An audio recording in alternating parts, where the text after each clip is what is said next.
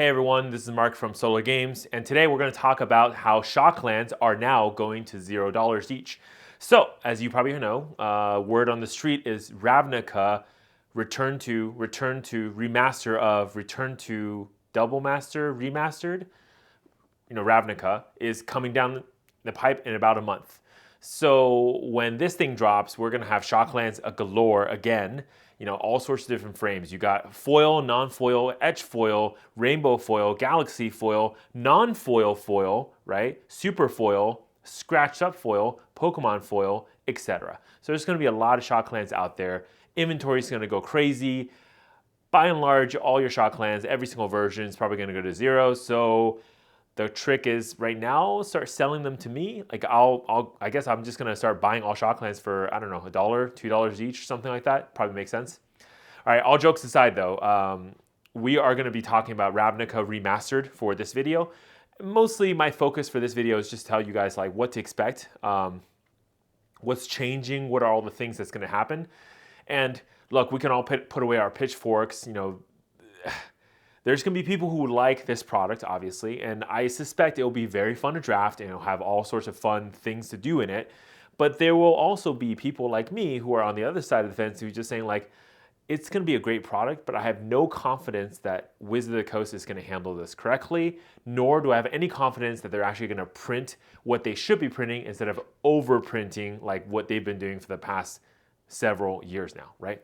So first, we have to talk about Shocklands. Now, Ravnica is well known for Shocklands. This has been true for every single set, starting from the original Ravnica. So that block, with Dissension and Guild Pack, you had the original Shocklands, both the enemy and the ally shocks.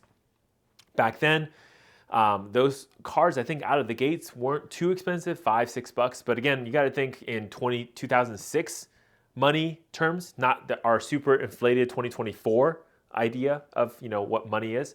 So to be fair, like $5 back then is probably more like $10, $12 now. That's at release, right? But then of course the whole thing goes up and it's like,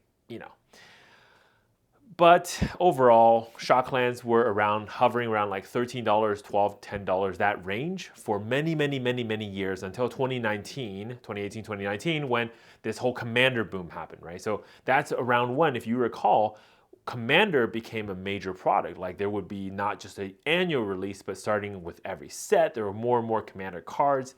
Just like Wizard of the Coast was very focused on Commander because they knew it's driving a lot of audience. Now, where is Shockland mostly used? Now, I know modern other cases, Shockland is very popular, but in Commander, that's a ton more players. And that's where a lot of the Shocklands were being used. So that's around the time when Shocklands, especially the old school looking ones from Dissension and Guild Pack from the original Shocklands, went up to something I think highest for some of them were like 30, $40, right? But then they quickly came down because obviously reprints from, Ravnica, alliances, and then the guilds of Ravnica, those kind of like two different sets. Basically drove the Shocklands down again. There were secret layers printed with Shocklands. I mean, at this point, I wouldn't be surprised if like a cereal box has a box hopper of a Shockland at this point, right? Your cereal box toy is a Shockland. That's basically where Wiz is going, right? So at this point, Ravnica Remasters is going to come out. We're going to have a lot more Shocklands inserted into the field.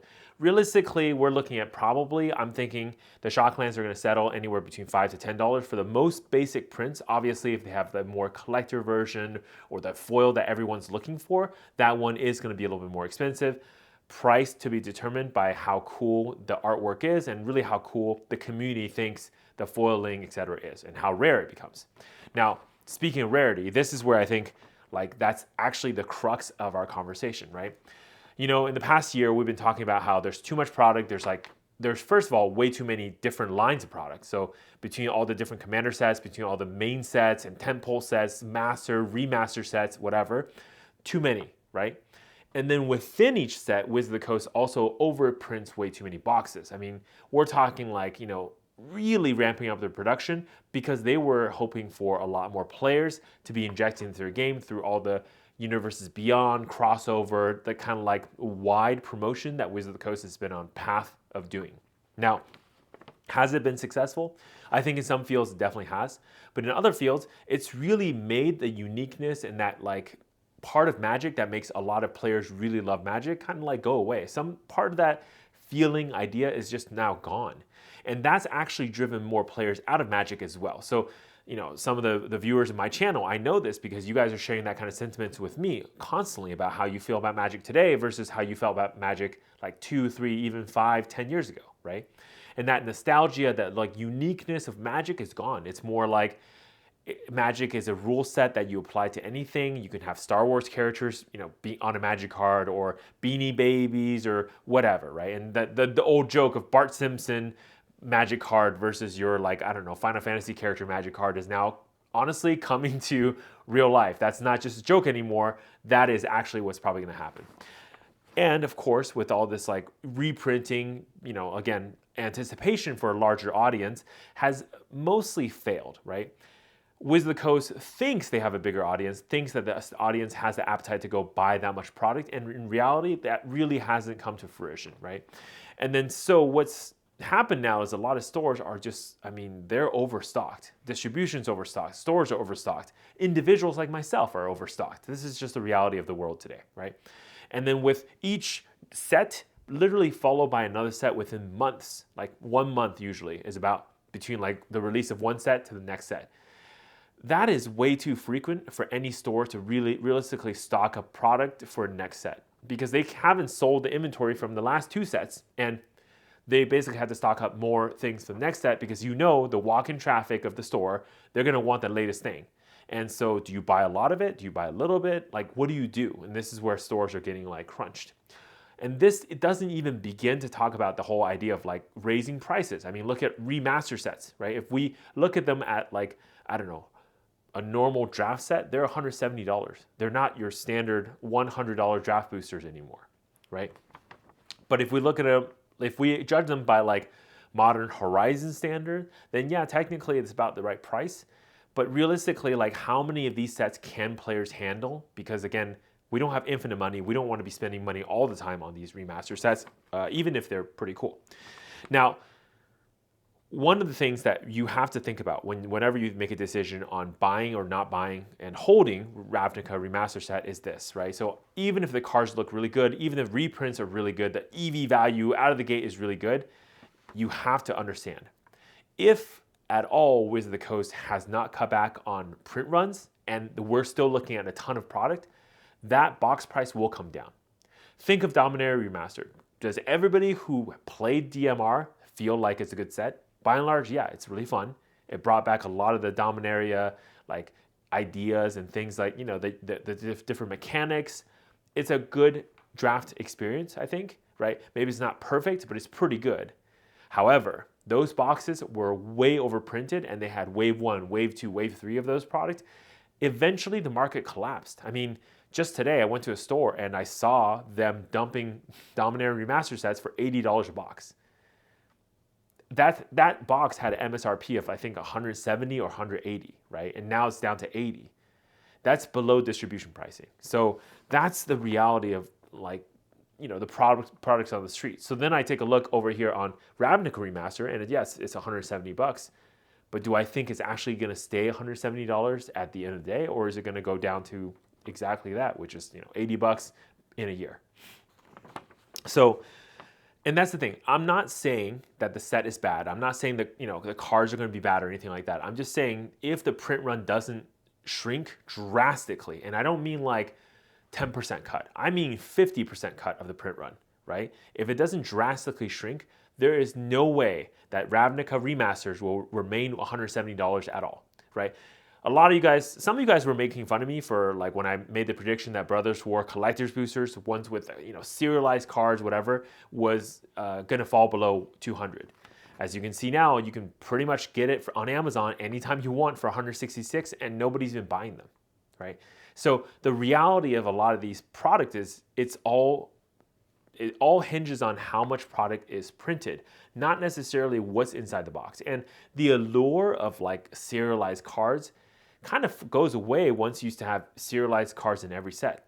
What that does is actually makes every set that doesn't have a serialized card basically hold no value. And every set that has a serialized card just has normal value because that's what everyone expects now, right?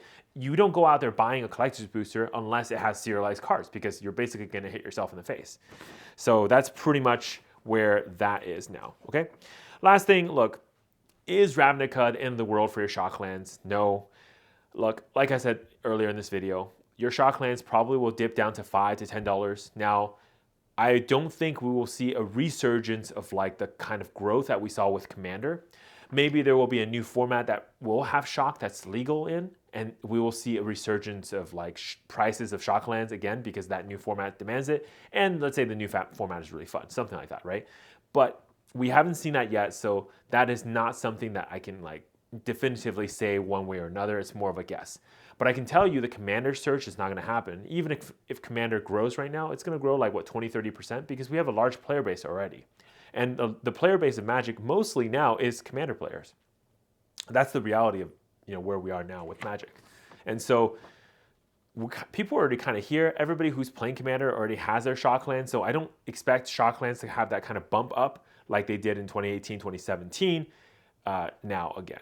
However, I don't think they're going to go down to like $1, like a really bad land, because you can even see, even the lands from Innistrad, Midnight Hunt, Crimson Vow, right? Those lands are kind of like around $10 or so. So if those are 10, Shocks, where should they be? I'm thinking around when these are printed, probably 5 to 10.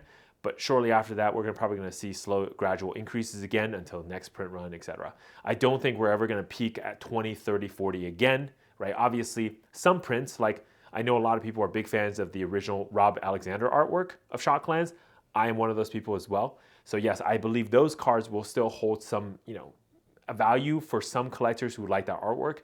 But overall, for most collectors, for most players who just want the cards, they're going to want to buy the cheapest version, which I think will be around anywhere between $5 to $10. That's pretty much where I think Shocklands will settle for a very long time. I'm thinking like 7-8 years, basically, right? And if we reprint these at any sort of like pace above that, then they're going to go down even further. Maybe $5 is the average price for Shocklands into the future for next year. Look, in conclusion, like I always say, right? Never buy a product to like try to like earn money on it and stuff like that.